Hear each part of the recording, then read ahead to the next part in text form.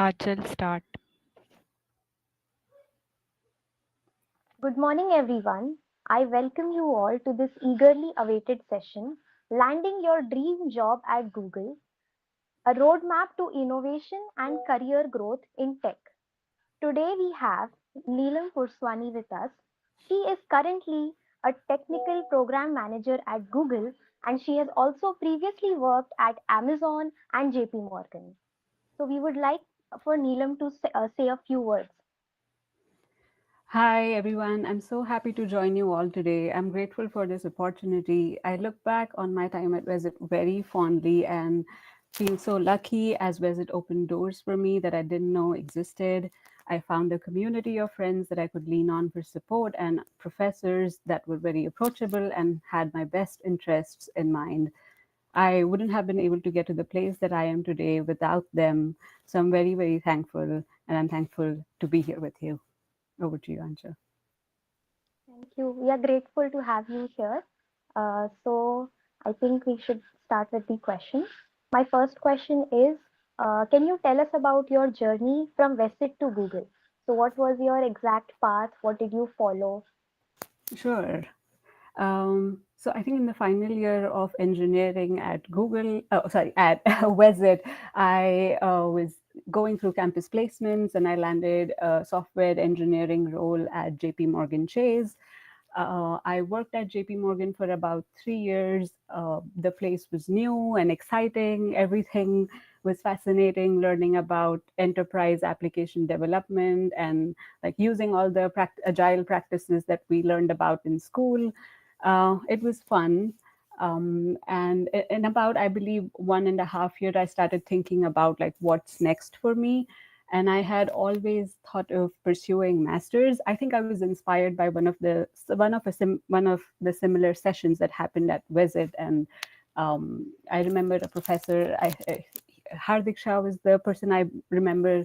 He walked us through his journey, and that was inspiring. So it was always in the back of my mind, but it was just finding the right timing. So after spending about 1.5 years, I thought I should start thinking about my master's program.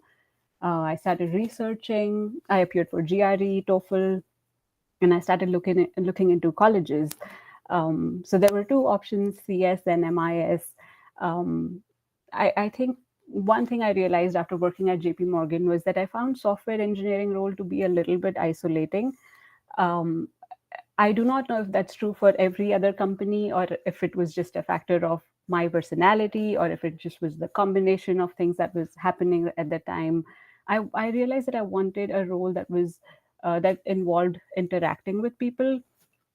So CS wasn't the path that would have taken me there, and the other option was MIS. And in MIS, then I had to pick a college. UW Seattle offered an interdisciplinary program where I could specialize in user experience design or business intelligence, data science. So it offered a combination of tech and non-tech courses, and I was like, oh, this seems like a good fit that I can. I never wanted to specialize, so I thought I would probably go broad instead of going deep. And I ended up choosing that school. It was about 2 years long, and I enjoyed my curriculum a lot, and I really enjoyed meeting people there. They were from because it was an interdisciplinary program. It took people from psychology, law, and various other backgrounds. So just being with them and seeing how they kind of do things, and it was different and inspiring. Uh, at the end of my time at I also did two internships actually. Um, One was in product management and the other was project management. So both were fairly non-technical. And I think after that experience, I realized that I want to be in a place that is a bit more technical. So when I was looking for a job, I focused on roles that were technical in nature but had the cross functional partnership component in them. And at Amazon, there was this role called process engineer, which satisfied the entire criteria that I had in my mind, and it worked out well. My time at Amazon was also wonderful. I had a wonderful team. And I learned a lot at Amazon. I believe I actually fell in love with engineering at Amazon because of their practices and their emphasis on quality, their on call duties. It helped me get better at systems thinking. Um, I went through one promotion, and then I think I started feeling a bit bored. It was repetitive, and I was like, oh, I want to do something else and something different. Um, and technical program management was always in the back of my mind, but because I had internships that were fairly non technical in nature, um, I went away from it. um, and I wasn't actively looking for a job, but a recruiter from Google reached out saying they're hiring for both technical program management and software engineering. So at that time, I had to make a choice, and I was like, oh, I have been thinking about trying out technical program management, so why not give it a shot? And that's how I landed this role at Google. That's very inspiring. And all these notes that you laid out, it's very aspirational for us as students. So, for me, when I first thought of joining computer engineering, and I think a lot of students, we watch these vlogs on YouTube, a day in my life at Google. Yeah. So, and I think that's something that everybody has done. So, when you were a student, did you also watch those vlogs, and did that inspire you? I don't recall watching such vlogs, but I'm so happy to hear that they are out there and they're. I don't think it was as popular back then having these vlogs, or maybe I didn't come across them. Um, what inspired me to join Google was in 2019, I landed a job at Amazon and I was in Seattle working at Amazon. For I think for 1 week, I visited California and a friend was working at Google. So he took me for a tour, and I looked at Google campus. It was massive, it was beautiful. And in the back of my mind, I thought it would be wonderful to work here one day. But at that time, I was also enjoying Amazon, and we were sort of like debating which workplace is better. Like Google has a very casual, laid back vibe to their offices, and Amazon has a very formal vibe.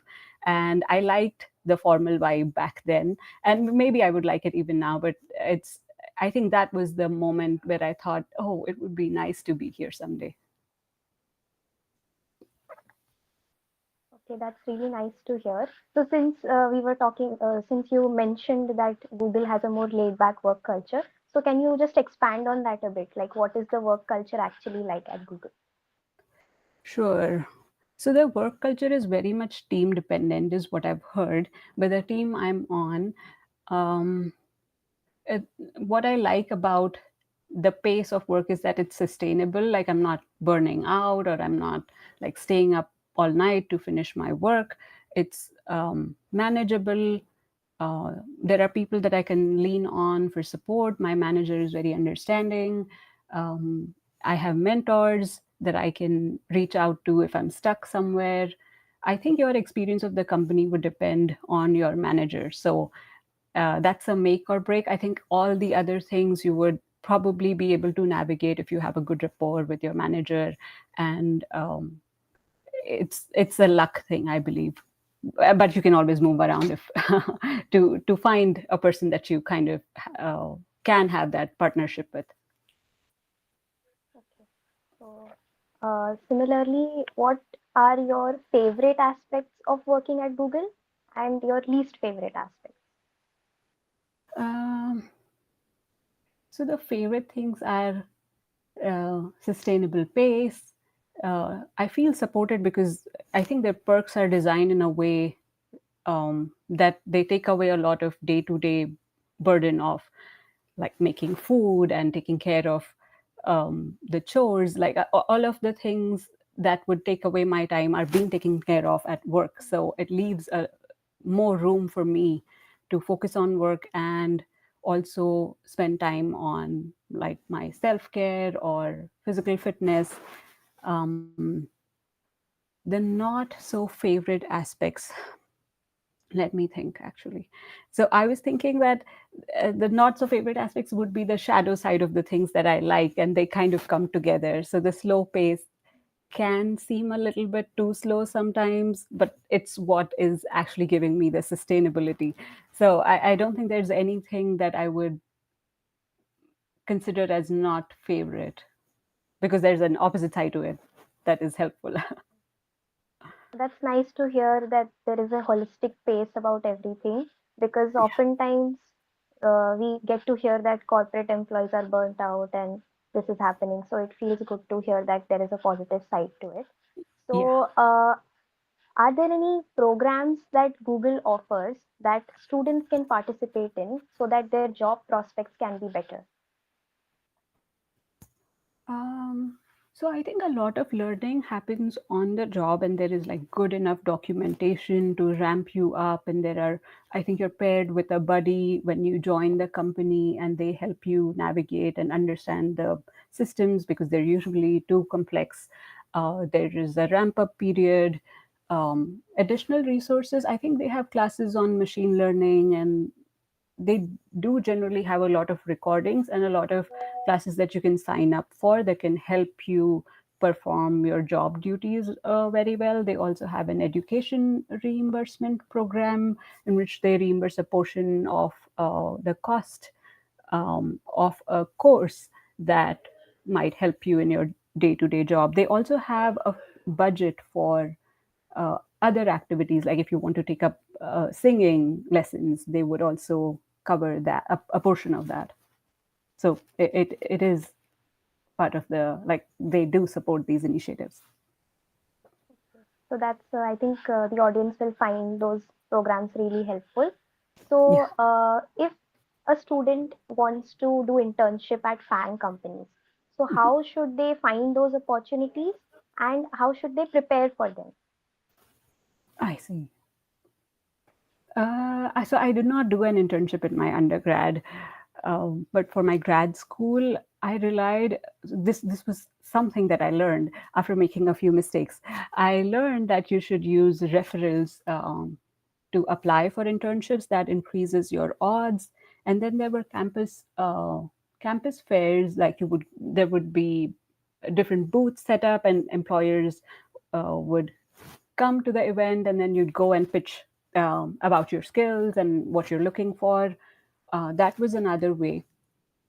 I do not know if it is similar in India, but those two pathways kind of worked out for me. Um, what was the question? Like, I'm sorry, I feel like I missed a part of the question. Was there a second part to it? How can, yeah, how can students find internship opportunities? That was the first part. And how can they prepare for them, prepare for the interview and whatever is ahead? I see. So preparation would depend on the role. I believe for software engineering, I hear a lot of people have to grind through lead code, and then system design. I do not know if system design is part of internship interviews, because that seems like that would be for like full-time jobs is what I'm thinking. For TPGM interviews, a lot of leadership and communication aspects are the things they focus on, and project planning, project management. um, and for data analyst and business analyst, a lot of focus on SQL. um, what worked for me, apart from like working hard and doing these things, was practicing mock interviewing with my friends. With There was also a service that was offered by my school, like at UW, who they would help us practice before the interviews. So I spent a lot of time practicing. Like, I would appear for 6 mock interviews before my actual interview. That is for full time jobs. I don't think you have to do so much for internships. Okay. So I think that highlights the importance of giving mock interviews. So since you mentioned that referrals are so important for seeking these internship opportunities, so how can a student approach a working professional to seek a referral? That's a good question. So I used to rely on my friends again, like network a lot within. your college. So when I moved to the States, I believe I actually leaned on to folks who have already found their full-time jobs. There were a bunch of seniors and a lot of people from my batch who helped me with referrals. And then I also used cold calling and cold emailing people on LinkedIn. I would write a brief paragraph about my skills and what I'm looking for, and then uh, if they would be willing to refer me. I think there are a lot of people on Blind that also offer to refer people. So I'm trying to say you can just cold email and message people on LinkedIn. You can also do informational calls if they are willing to do. Um, but I think a lot of people would be willing to put in a referral for you. So I think that's very helpful because seeking out referrals can seem like a daunting task. Oh, So definitely. yeah, since you mentioned that people have to grind through lead code, and I think DSA becomes a very integral part of giving these interviews. So how can we approach that process of data structures and algorithms, and what are the interviewers looking for? Uh, I kind of feel like I might not be the best person to answer this because I haven't really gone through that process. My interview at JP Morgan didn't really, it wasn't focused too heavily on DSA. They covered a bunch of ground, but it wasn't the same. Like they didn't ask me how is hash map implemented at the granular level. But I think those are the kinds of questions I've seen people encounter. Like, what would a linked list implementation look like for these data structures? So, what I'm trying to say is getting fundamentals right, and then a lot of practice. I've also seen people like group questions by patterns and try to try to build their memory so that they can recall some of this information. But again, I take it with a grain of salt, and maybe a person who's in a software engineering role might be able to better guide students for this question. So my next question is actually related to what you just said. So since DSA is one path, so what are the other paths that students can follow for landing a final interview or a job, apart I from see. going the structure?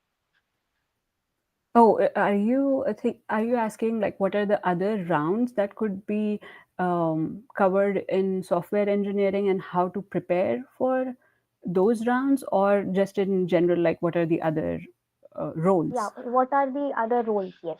So I what are see. the other domains that you can target?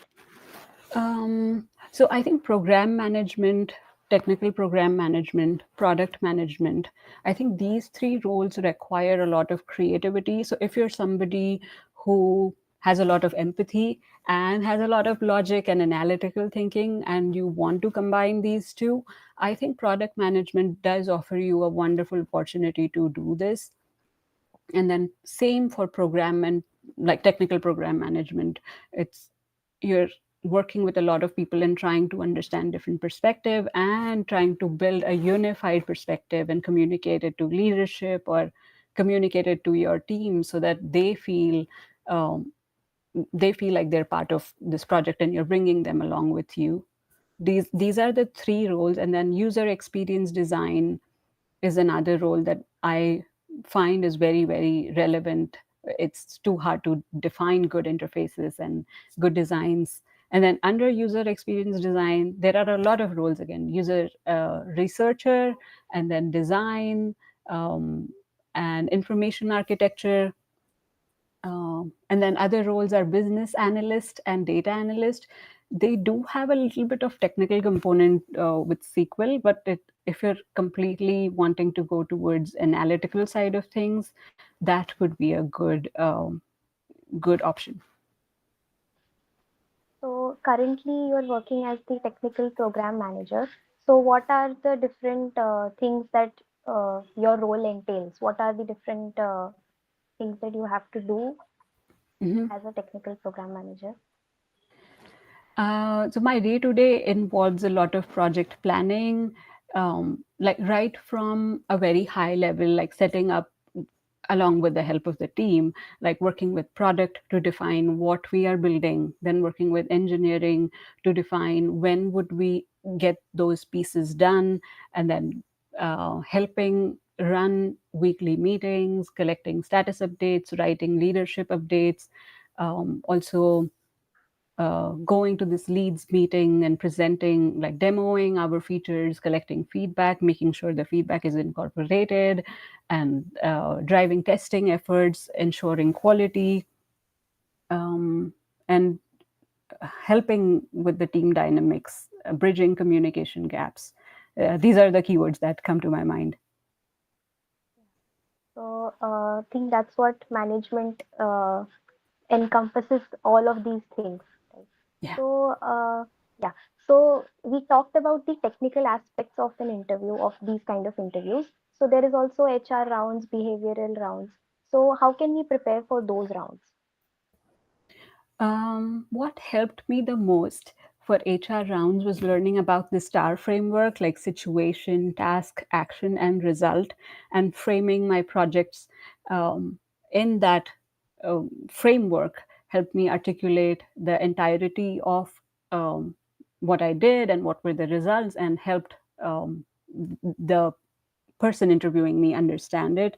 So that's one thing. But in general, critical thinking skills, being able to ask questions mindfully, being able to adapt to the flow of the conversation, and steering it sometimes to the direction where you want it to go so you can highlight your relevant work, are some of the things that can be helpful for HR interviews.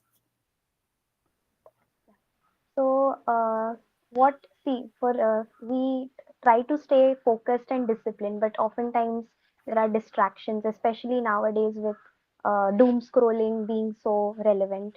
So, what are five values that you practice to stay consistent, stay disciplined? I think I try to take a realistic assessment of my energy levels and try to prioritize things based on urgency, importance, and their alignment with my long term vision. And if I cannot do that, some days, if I fail to show up for myself, I offer myself compassion and I try again the next day. So, to summarize, some of the values that I find helpful are honesty with myself, accountability, doing the things that need to be done and that can bring value, and then having a vision for the end goal, and resilience. If I fail, I can try again the next day, and a lot of compassion. Yeah, I think those apply to all of us because some days we do feel like we are not doing enough, and Yeah. we can have that sort of breakdown. Yeah. So, currently, I think students face a lot of stress. There is, you have to focus on attendance, on development, on DSA, so many things all at once. So, how can we manage stress and our academic work and everything else all together? So I would say that it is hard, like being in college and managing all these things while also preparing for something like that's outside of college, and also trying to have a social life. It's difficult. So acknowledge that, and then I would probably want to say that again, like prioritizing the right things, breaking tasks down into smaller bits and focusing, tackling them so you don't get overwhelmed, limiting distractions, and having a good support network helps, like friends you can study with, friends you can decompress with. So I think a mix of all. If you have something big coming up, maybe you would cut down on meeting with friends or hanging out, but then you'd eventually find a good balance. And I think we all struggle with it. So it's you're not alone in that. So that's, I think, really insightful. Uh, you mentioned that you did not want to continue in a software engineering role, so you shifted to a different field or a different domain. So, how did you realize that, and what were the steps you followed after that? Uh, That's that's a deep question. How did I realize that? I think I was just feeling bored. That was one sign. And I probably have a little bit of exploratory mind. So I do not know if I was just curious about other roles before deciding on what I want to do. And some days I still feel that I might move back to software engineering later. So I think maybe what I'm trying to say is that I've seen a lot of people switching roles, especially in the tech industry. Like you would feel curious to try out different things, and you might actually end up going back to your original role. So I think each phase of your life would sort of demand a different kind of a role, which is more compatible with your circumstances or your desires. And as you change, you would feel like you would want your role to change. So it's when I was in college, I would think that, oh, I'm going to do this for the rest of my life, but I that has not happened with me. At least it's I think it's um, I've experienced contradictory feelings. I would want the stability that comes with sticking to a job role and doing it over and over again, but also the thrill of sort of exploring something new and learning uh, and being out of my comfort zone. Yeah, that sounds nice. So you mentioned that as a technical program manager, you have to take care of communication, bridging those gaps. So even when we are working in teams in college for projects, we face those problems. There's a communication gap, or people are not being able to understand what is happening. So what are some tips that you would like to give us based on your experience? Ah, okay. I think reflective listening has helped me a lot. Whenever I get a chance, I try to um, repeat the phrase back in a manner that I understand to the person, just so that I'm clearly understanding them, empathizing with them. Helps to create that connection. Also, having a structure and accountability matrix, like what needs to be done by when. And I think everybody kind of has a a certain amount of responsibility. So you can do your part, but also everybody else has to show up. And sometimes when they can't, it's okay if they communicate and if they let you know. These are some of the things that come to my mind, but also I would like to acknowledge that it's challenging, especially when you're in school. So I'll take care of these. I'll keep this in mind for the next time I'm approaching teamwork. So you mentioned about mock interviews being really important for preparing for the actual interviews. So what are some other resources that can be helpful for the same? Um, System design books, especially like when I was preparing for technical program management, I found reading books was helpful, watching YouTube videos was helpful. And then there are sites where people post their interview experiences. Reading through those were also helpful. Okay. So I think those are some helpful resources. Could you share some motivational messages or any tips that you have? Any three motivational messages? I like to remind myself, at least when I was in college and even now, that all the hard work is going to pay off. It's all going to be worth it in the end. And then this is a hard thing, and you can do hard things. So that's one mantra. Like it's all going to be worth it. Um, and then I think celebrating small wins is what I have learned to do over time. I would wait for a big win and not celebrate anything before I get there because I didn't want to jinx it. But but I've realized like celebrating small wins is what gives me the fuel to keep going. I think that's very helpful actually, because even we compare ourselves to others, so we often forget to celebrate those little milestones that we achieve. Yeah. Uh, yeah. So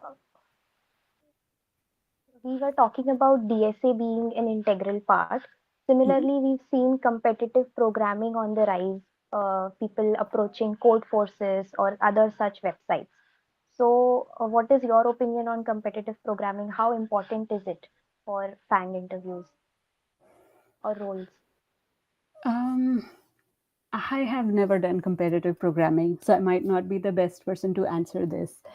But also, like, I have not appeared for software engineering interviews in FANG companies, so I do not know the importance of that. Maybe it gives you an edge, but also, like, I kind of feel like if you have time and if you have energy and the desire to do it, do it. But otherwise, I kind of feel like we have our plates full with what we have. So it's okay to deprioritize it. But yes, if you like it, for sure, do it. Yeah, I think that's a great answer.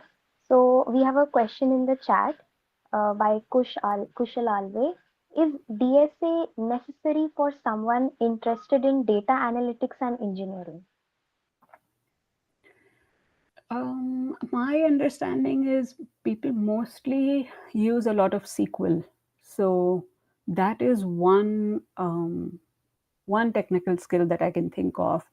And then if you want to move towards data engineering and building pipelines, a lot of people use Python and a lot of frameworks like Apache Spark. That comes to my mind. But if not, then maybe SQL is good to get you started. So, I hope that answers your question, Kushal. So, we have another question. When you were in college, were you part of any council or society? I was part of IEEE. For 1 year, I served as the membership and publicity officer, and it was a lot of fun. I enjoyed a lot. I learned a lot. So it was fun, I think, to do it, to get that experience. Yeah. So, another question that popped into my mind was that what do you do to rewind and relax, like after a day of work, or what do you do? What do you practice to get back to your sane state?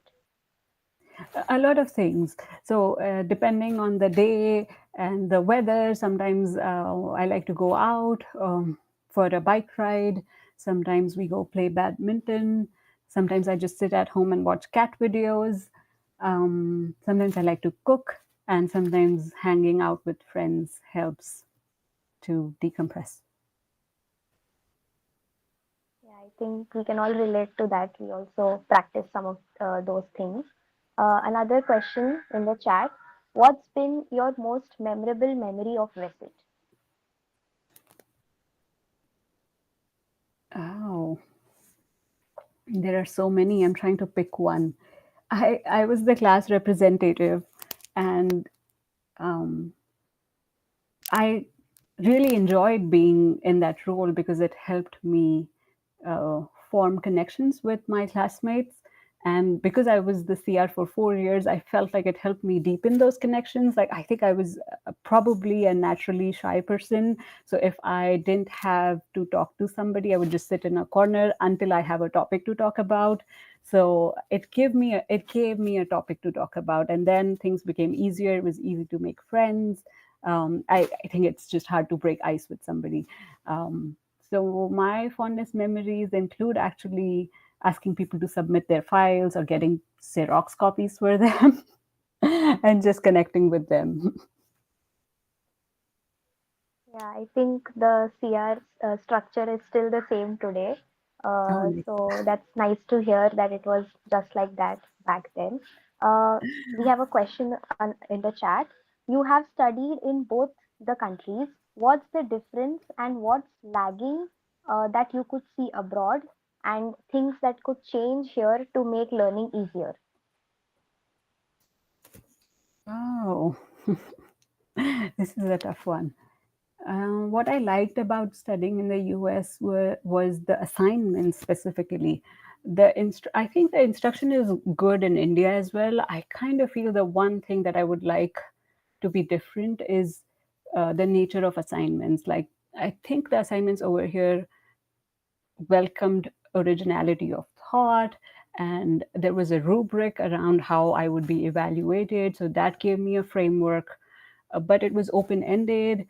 Um, a lot of the courses I took required submitting documents where I had to express my point of view or take a problem statement and share how I would approach it for user experience design specifically.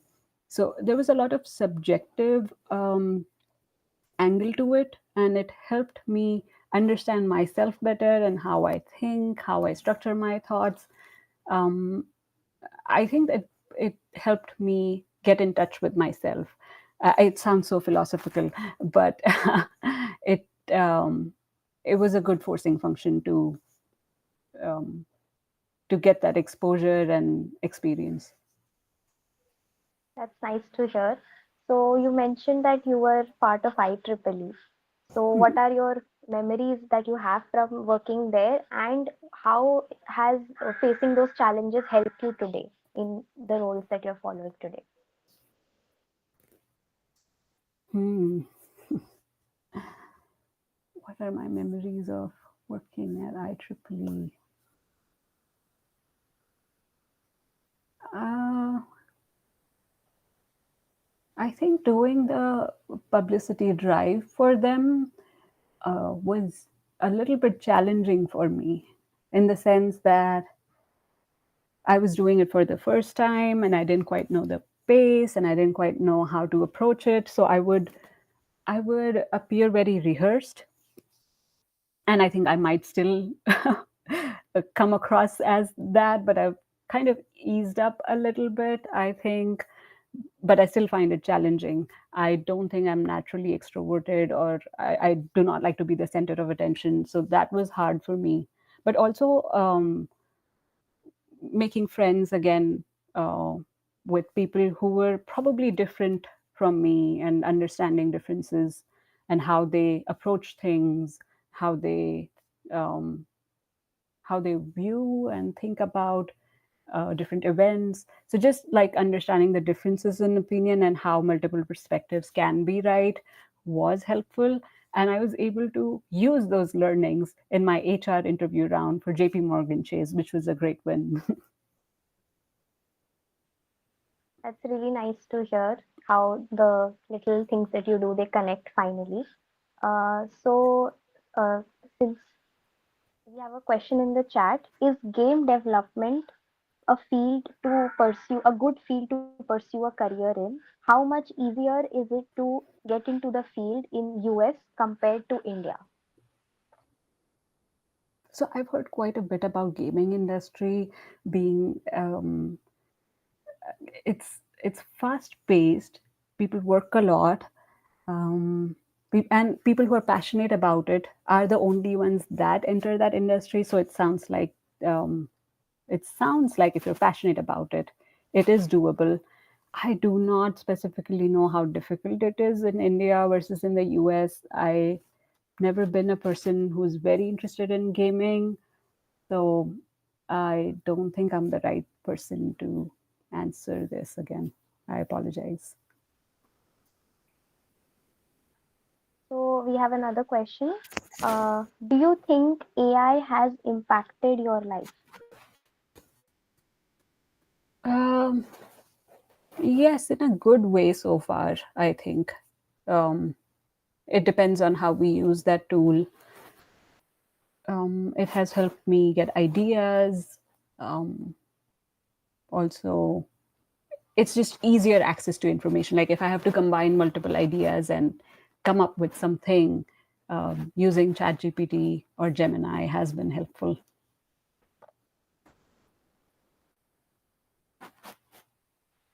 Well, I had a question.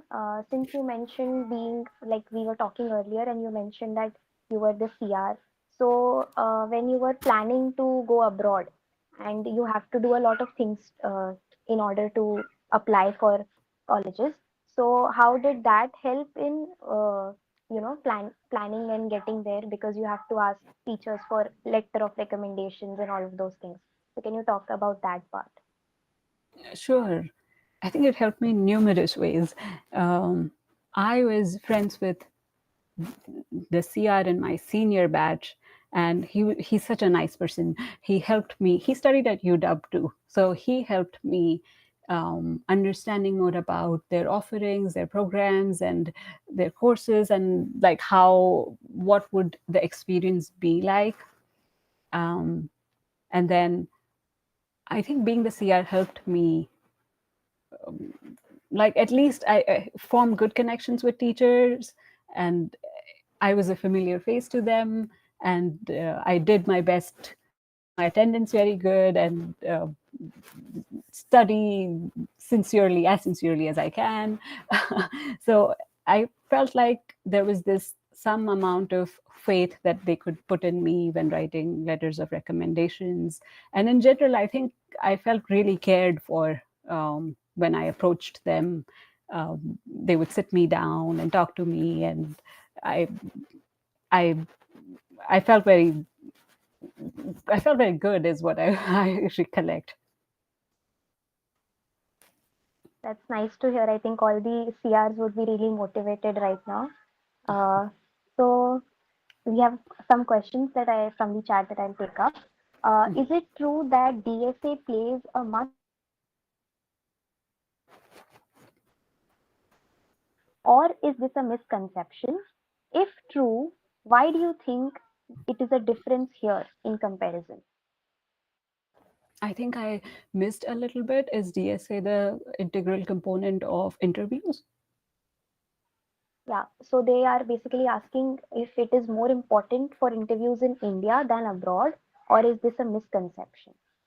I And if it see. is, yeah, if it is Okay. true, then why is there a difference from in India Hmm. and abroad? I see. So based on what I have read, DSA is becomes important when you're applying for companies that are operating at big scale, because they like optimizing even for a few seconds is a win for them. And to be able to do that, you need to understand DSA. But not all companies require DSA. So you don't really have to master it, but it would, if you're focusing on FANG companies, I think you would need to be pretty good at DSA.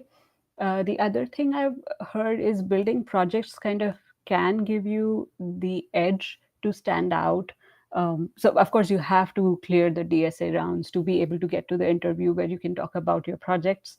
But like building your own website and linking your projects there and what part you did, that could be another thing. But like DSA, depending on the company you're targeting, might or might not be like an integral component. I think that's a very comprehensive answer.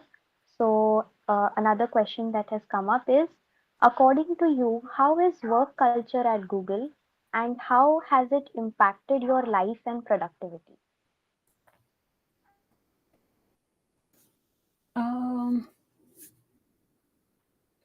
if I have to compare it with like other companies I've worked at, I it sort of, I think there's a little bit of my contribution to it. I have felt like I want a more sustainable pace, and thankfully I have found a team uh, that has that pace. But it sort of depends on you. Like you're also in the driver's seat, so if you want to grow faster, you can be in a different company and choose that pace, and that's fun and exciting. But if you're in a different phase of your life and you want a more sustainable pace, that's possible too. So Google has sort of given me that opportunity to tell myself that it's okay to um, I don't want to keep working for 10 hours or 12 hours each day. For me, a good balance is good. So I feel fortunate that I have found that kind of culture here. And some days, if I have to extend myself, I'm happy to do it. But doing so consistently sort of made me feel burnt out. Um, and it's good to not feel that way. Yeah, that's nice to hear.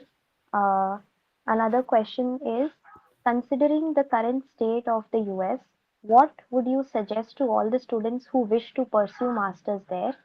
And if not US, then what other countries would you suggest for masters?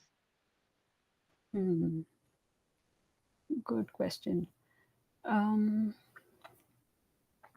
I feel again, depending on your goals, it is getting a bit risky to move to the States for your master's. Like when I was trying to move here, this wasn't the case. And like I understood about a lot of complexities of H-1B visa and green card a little bit later on. I didn't. So it's good that you're doing uh, a like kind of a holistic assessment of things and asking the right questions.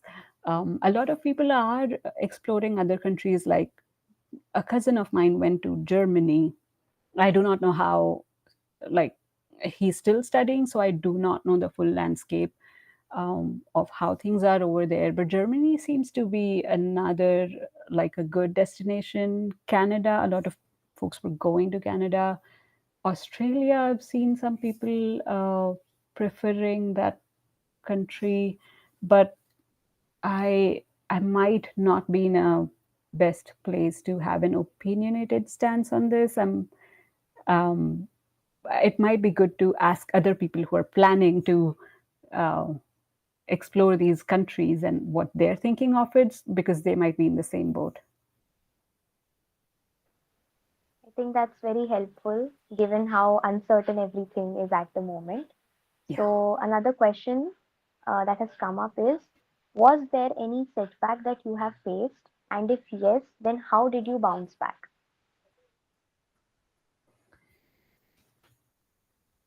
I think the setback was the confusion around figuring out what I really want to do.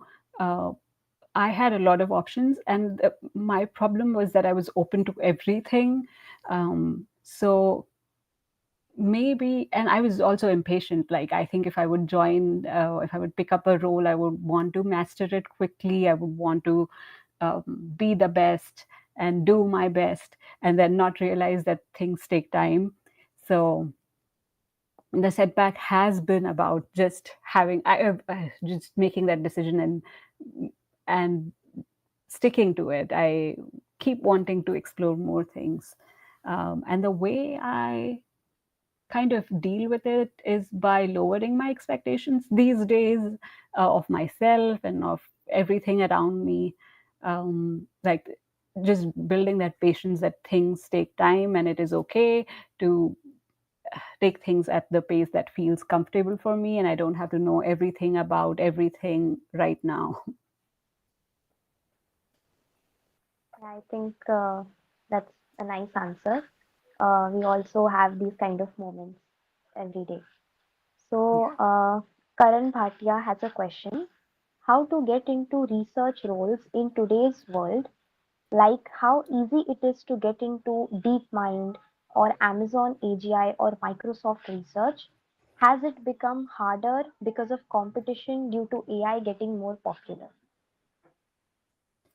I think in the AI ML field, I feel like uh, researchers are the folks that are the most desired. Like, if you are interested in this role, I do not know if you necessarily have to get a PhD. My understanding, like the way I'm thinking about this role, is that I've seen people getting a PhD and then landing jobs at these places. If you're doing your research in a field that's relevant and that's promising, and that aligns with where these companies like are sort of wanting to invest more time, energy, money, you would find it easier to land jobs. I think that's a great answer. So another question is, what types of project did you build during your college time? Hmm. I think everything that was part of the curriculum. Like, I do not remember. Uh, yeah, I do not remember doing anything outside of it because that took most of the time. So I remember building a website, um, a mobile app, and then our final year project was, um, it combined a lot of like text to speech kind of work. I do not specifically remember the projects, but I remember everything that was. I think database advanced databases and database management system required us to build a system. It was fun to work on that as well. So I, to summarize everything that sort of I was required to do at Visit were the projects that I built. I think that's a great list of projects. So, Wafia Sheikh has a question. Did you write any research papers during your time at college? And if yes, what domains did you dive into in these papers? So I remember publishing one paper based on my BE project. I cannot quite recollect the domains and the specifics of that paper. It's been quite a long time. Yeah, I wish I could. Maybe I'll drop you a note later on to answer the bit about domains. Yeah, so in continuation to that question, are research papers necessary for getting into colleges abroad for masters? Hmm. I think maybe they're more relevant. If I went for CS, this would be more relevant, is what I'm thinking. I ended up building a user experience portfolio. Like I was super interested in design and in understanding the psychology behind design. So I built a UX portfolio, which I added in my, what do you call, in my packet for UW, and that seemed to work out for me. So it could be different things that might be helpful depending on your choice of program. That's a great answer. Uh, a question in the chat is, in your initial years of undergrad, how did you deal with dilemmas? Were you always decisive from the start? uh, no, I think I just focused on taking it one day at a time, or one semester at a time, or one like course at a time. I didn't, to be honest, I didn't quite know what I was doing, at least in the first year. And after, I think it was only in the third year that I got some sense of like, oh, this is where we are heading. This is how projects are supposed to be. And I still didn't quite know what it would be like to work in corporate. And but I do not know. It just never occurred to me. I probably didn't think too far ahead. Um, and things just worked out. I probably just focused on the next goal in front of me. I think that's nice to hear because even we have a lot of self doubt when it comes to these things. So I'll take up another question from the chat. Uh, are jobs of software engineers in danger due to advancements in AI? Hmm. I don't think so. I think we'll always need software engineers. AI tools can help improve productivity and can help you be a better engineer. It can be like your partner when you're writing code. So the way I'm thinking about it is no, it is not going to be a danger. But also, if because things are so uncertain, nobody knows what's going to happen tomorrow. The skills that you would develop as a software engineer, like analytical thinking, breaking down tasks into and then tackling them one at a time, and then it's software engineering is considered like an art and a science. So the creativity behind how you're approaching problems, all that is going to stay with you, and that's transferable skills. You can do so much more with those skills. So I don't think it should be like you should be worried about AI taking away your jobs. There's so much more to do. Yeah, I think that's very reassuring to hear as students. So, another question. Are there any no code or low code technical roles available for beginners? If so, what are some examples? I think analyst positions like application analyst is one of the examples that I can think of. Like there is a pre-existing tool, and then you would build workflows on top of that. There would be low or no coding almost. It would require logical thinking, And these, I think, I was I have not been in that role where I have used a licensed tool, but a lot of companies have such roles, is what I have heard. I think that's nice to hear. Uh, so I'll take up a final question. Have you noticed any recent trends with respect to H-1B? Are there any particular job roles that increase the chances of getting H-1B sponsorship? No, H-1B is actually lottery based, so I do not think they take your job role into consideration when you're being selected for H-1B.